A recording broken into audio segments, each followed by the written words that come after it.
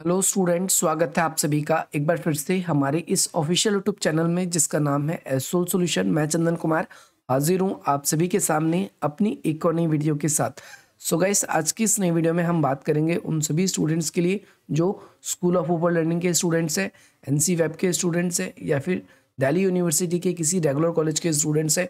उन सभी के पास में बीए प्रोग्राम का कोर्स है, हिस्ट्री का सब्जेक्ट है और वो इंडियन हिस्ट्री या फिर हिस्ट्री ऑफ इंडिया 1700 से और 1950 तक पढ़ रहे हैं। तो आज की नई वीडियो उन सभी के लिए इम्पॉर्टेंट है क्योंकि ये इम्पॉर्टेंट सब्जेक्ट है जो मॉडर्न इंडिया का है और ये आपसे पेपर में बार बार ही पूछा जाता है।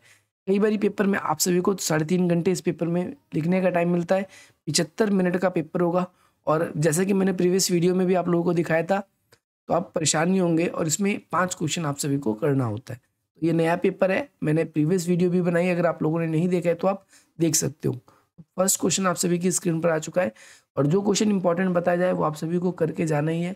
इंपॉर्टेंट क्वेश्चन है, इसमें आपसे पूछा गया प्लासी और बक्सर के युद्ध के बारे में। तो पिछले पेपर में भी था और वहाँ पर भी हमने डिटेल से डिस्कस किया था। प्लासी का युद्ध कब हुआ तो ध्यान रखना है आपको 1757 में, और बक्सर का युद्ध कब हुआ तो आप सभी को ध्यान रखना है बक्सर का युद्ध 1762 में हुआ था।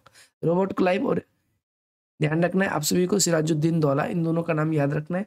और बाकी इसके क्या कारण थे और क्यों इंपॉर्टेंट है, इंपॉर्टेंट क्यों है क्योंकि इस दोनों युद्ध के बाद में बंगाल पर अंग्रेजों का अधिकार हो गया था और धीरे धीरे फिर उन्होंने और क्षेत्रों पर भी अपना जो नियंत्रण है वो स्थापित करना स्टार्टेड कर लिया था। इसीलिए नेक्स्ट क्वेश्चन है, ये भी इंपॉर्टेंट क्वेश्चन है, ये भी पेपर में आप सभी के रिपीट होता है। क्वेश्चन में ये पूछा गया है आप सभी से कि बंगाल में जो स्थायी बंदोबस्त लागू किया गया था, इसे ईस्ट मरारी बंदोबस्त कहते हैं, उसके लागू करने के क्या परिणाम थे, क्या आप इससे सहमत हैं? तो जी नहीं, क्योंकि भारतीय कोई भी जो हैगा इससे कोई भी सहमत नहीं होगा, क्योंकि जो है स्थानीय जमींदार जो थे वो कर चुका नहीं पाते थे और क्योंकि जमींदार भी अपनी सेविंग करते थे, इसीलिए वो और ज़्यादा टैक्स क्या करते थे, जनता पे लगाते थे। इसीलिए हम इस बात से सहमत बिल्कुल भी नहीं है। और बाकी डिटेल से मैंने प्रीवियस वीडियो में बताया कि स्थायी बंदोबस्त था क्या क्या नहीं था, आप उसको ज़रूर देखें, क्वेश्चन पेपर की ही वीडियो है वो। अगला क्वेश्चन है 1857 के विद्रोह के और इसके परिणाम के क्या कारण है। ये क्वेश्चन आपको पक्का करके जाना है, ये आपके पेपर में पक्का आएगा। और पेपर में क्वेश्चन ये भी आता है 1857 के विद्रोह को रोकने में अंग्रेजों ने किन किन तरीकों को अपनाया, ये क्वेश्चन भी आप सभी को करके जाना है। इसके अलावा भारतीय समाज में जो धार्मिक सुधार हुए वो करना है, जैसे इसमें ब्रह्म समाज के बारे में आपसे पूछा गया है, आर्य समाज के बारे में पूछा गया है। तो ध्यान रखना है 19वीं शताब्दी में भारतीय समाज में हुए महत्वपूर्ण विकास, यानी भारतीय समाज के अंदर धर्म के अंदर काफ़ी ज़्यादा बदलाव हुए, उसके बारे में आप सभी को इस वाले क्वेश्चन में वर्णन करना है। नेक्स्ट क्वेश्चन है आप सभी के लिए पूछा गया है, भारत की कृषक और जनजातीय आंदोलन की चिंताओं का और कारणों का वर्णन करें। क्यों हो रहा है ये आंदोलन, क्यों ये जो एथिक्स हैंगी ट्रिब्यूनल है, ये क्यों आप सभी का विद्रोह कर रही है, इसके बारे में बताना है। आप सभी को पता है इनकी संस्कृति छीनती जा रही है, इनके आवाज़ छीनते जा रहे हैं और इन्हें इनके ऊपर नई कल्चर नई संस्कृति थोपी जा रही है, इनसे ज़बरदस्ती एक स्थान से दूसरे स्थान पर स्थानांतरित किया जा रहा है।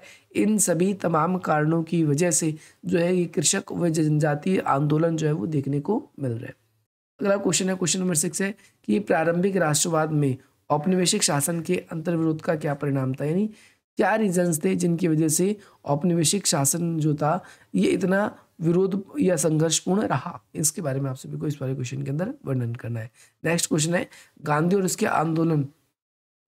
उसके जो आंदोलन उसके राष्ट्रवाद का उपयुक्त उदाहरण है, बताइए। तो गांधी जो है और उसके जन राष्ट्र जो आंदोलन है इसके बारे में आपको बताना है। गांधी के द्वारा कौन कौन से आंदोलन किए गए, जैसे चंपारण के अंदर है आंदोलन किए गए, नील की खेती के विरुद्ध हुआ था 1917 के अंदर। इसके बाद फिर आप सभी को पता है खेड़ा, अहमदाबाद में पहले हुआ, फिर खेड़ा में हुआ, इसके बाद में बारदोली कृषक आंदोलन, ऐसे बहुत सारे कृषक आंदोलन हुए। हालांकि बारदोली कृषक आंदोलन में गांधी जी की भूमिका नहीं थी, लेकिन नमक कानून तोड़ने में, असहयोग आंदोलन के अंदर, इन सभी के अंदर गांधी जी की महत्वपूर्ण भूमिका थी। तो इसका वर्णन हमको करना है। अगला क्वेश्चन आपसे पूछा गया है, आधुनिक भारतीय इतिहास में डॉक्टर बी.आर. अम्बेडकर की भूमिका को बताइए। तो ये क्वेश्चन बहुत इंपॉर्टेंट है, ये क्वेश्चन करके आप सभी को जरूर जाना है, ये क्वेश्चन इंपॉर्टेंट है। नेक्स्ट क्वेश्चन आपसे पूछा गया है कि क्या सांप्रदायिकता, ये थोड़ा क्वेश्चन ब्लर है तो आप देखेंगे क्या वह सांप्रदायिकता थी अपितु सांप्रदायिक राजनीति जिसके फलस्वरूप 1947 में भारत का विभाजन हुआ। ये क्वेश्चन भी बार बार रिपीट होता है, ये क्वेश्चन भी आप सभी को करके जाना है, ये भी इंपॉर्टेंट है। तो ये हमें इसमें बताना है कि कौन कौन से रीजन है जिसकी वजह से भारत का विभाजन हुआ। तो इसमें चाहे आप मुस्लिम लीग की प्रत्यक्ष कार्रवाई दिवस की, पृथक निर्वाचिका की बात कर दें, या फिर जो है अलग अलग जो लॉर्ड्स थे उनकी नीतियों को बोल दें, ये सारी की सारी बातें। रैयतवाड़ी आप सभी को करना है, ध्यान रखना है, ये दक्कन में लागू की गई थी रैयतवाड़ी व्यवस्था, जिसमें इस्तेमारी बंदोबस्त में तो डायरेक्टली जमींदारों से हमने क्या किया गया था, कर निर्धारण किया था, लेकिन अगर हम रैयतवाड़ी की बात करें तो इसमें डायरेक्ट कृषकों से किया गया था। स्वामी विवेकानंद के बारे में बताना है आप सभी को, है ना। भोपाल विद्रोह क्या था इसके बारे में बताना है। भारत के संविधान की प्रमुख विशेषता क्या है, जैसे पिछले पेपर में भारतीय संविधान की प्रमुख धाराओं के बारे में पूछा था, तो इसमें प्रमुख विशेषताओं के बारे में पूछा है। तो ये क्वेश्चन आप सभी को क्लियर होगा आई होप। बाकी अगर आप लोग हमारे साथ जुड़ना चाहते हैं तो हमारे साथ जुड़ सकते हैं। ये आप सभी के सामने स्क्रीन पर नंबर है, बाकी डिस्क्रिप्शन बॉक्स में आप सभी के लिए वेरियस लिंक है। आप टेलीग्राम पर हमसे जुड़ना चाहते हैं तो जुड़ सकते हैं, उस पर भी लगभग 1200 लोग हमसे जुड़ चुके हैं। बाकी मिलते हैं हम आप सभी से अपनी अगली वीडियो में। जय हिंद, जय भारत।